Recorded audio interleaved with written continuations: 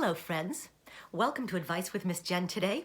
I am full of a lot of gratitude and I need a social media secretary because my gratitude list is so long and I'm supposed to just send 3 things to my friend. But I've got hundreds of things. I'm feeling a lot of gratitude today. Now, firstly, the doctor cleared me to leave my building. He said 14 days from your onset of your symptoms. So I waited 16 to make 100% sure because I'm a good neighbor, okay? I'm baking muffins and cookies and stuff for neighbors most of the time because there's a lot of elderly people in my building. So I'm like the nice neighbor, okay? So I followed the rules. I called the doorman. I said, I'm gonna go down the back stairs. I'm not gonna get in the elevator, et cetera, et cetera. They said, okay. So I start walking down the back stairs and I'm a little wobbly to begin with because I haven't been out of my apartment in, more than 16 days other than to go to the ER twice. A lady comes out her back door and she says, "You're not allowed to be here." And then she slams the door in my face and I'm like, about to fall down the stairs. And you know what, friends? This is what I learned from a moment like that. Instead of being angry at this lady, I feel sad for her. She must have been afraid. She must have been lonely. She must have been alone. So let's all send good karma waves to whatever this lady's name is. I don't know who she is. Neighbor of Miss Jen, who was very nasty. So nasty lady, we send you good karma. We send you kindness. We send you warmth. We hope that you will not be afraid. And we hope that you're going to be okay. Okay? That's what we should do to people that try to hurt us. Just send them good karma. They can't hurt you. I think that's a really good thing to do. I try to do that a lot. Works for me. So meanwhile, I have made it out to my home state of New Jersey. Now, don't be making fun of New Jersey people. There's a lot of nice places in New Jersey. I don't know why it gets a bad rap. So when I went off to college, everybody's like, oh, what exit, what exit, what exit, what exit. That's not funny. Why do you think that's clever? So number 1, Miss Jen doesn't drive. Number 2, what do you mean, what exit? I don't know what exit my town is on. I don't even know how to get anywhere, okay? So this exit thing doesn't make any sense. And most importantly, who is from New Jersey? But the greatest musical performer of all time, Bruce Springsteen, okay? Now the state that produced Bruce Springsteen must be a wonderful state, okay? And I'm gonna show you this. If you're home and you're looking for something to do, read this. Look how thick it is. I could not put this book down. I cried when I finished it because it was so good. I didn't want it to end. He is the best, Bruce, the boss. We love you. Yes, we do. Okay, I love my husband more. Okay, people, read this. Okay, so reminds me of a nice neighbor from an old building. And her name was Fanny Stein Finkelstein. I kid you not, you can't make this stuff up.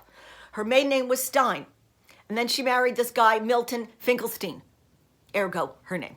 So she would come over and we would talk. We'd leave our doors open and pop into each other's apartments across the hall from each other. She was a riot. She was full of wisdom too. And I asked her questions and she told me some interesting things. She had grown up on the Lower East Side of Manhattan. And this is what she said. I said, so Fanny, tell me a little bit about your life. She said, well, we were very poor and we, of course, had no air conditioning. So when we wanted to cool off, we would take our blankets and our pillows. We would go out on the fire escape. That was our air conditioning. And we were grateful for it. We didn't know what we didn't have at the time. So then I got married to my dear Milton, Poo Kanehara, may he rest in peace. Oh, he was such a wonderful man. I was 19 and a half years old marrying him. He was 28. We were married 62 years. Oh, rest his soul, my Milty. So he was so good to me. We had 2 kids, my Becky and my Joey. Now, you asked me the secret to a happy marriage. Listen to Fanny Stein Finkelstein. I'm going to tell you now, secret to a happy marriage. You help each other to realize your dreams. Sometimes you have 2 different dreams, you help each other. Milty and I had the same dream, which was to invest in our children, Becky and Joey. We didn't invest in the stock market. We didn't invest in buying a house. We invested in our children. And Joey has turned out to be a doctor. Becky is a teacher. Both of our kids went to college. Neither Milton or I went to college. So our dreams have come true.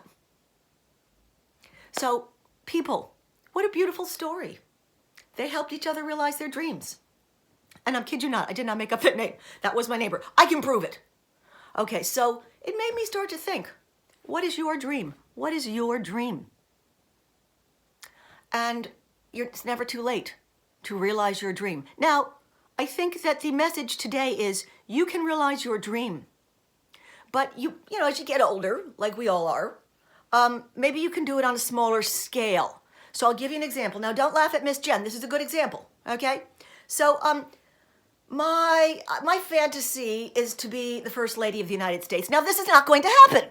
I'm not married to a politician. I got married twice. One was a doctor. This one is a lawyer, whatever. Fanny Finkelstein would be very proud of me. I'm not going to be First Lady. But then I said to myself, what would I do if I was the First Lady? I'll tell you what I would do. I would come up with what I'm calling the kindness campaign. Costs nothing.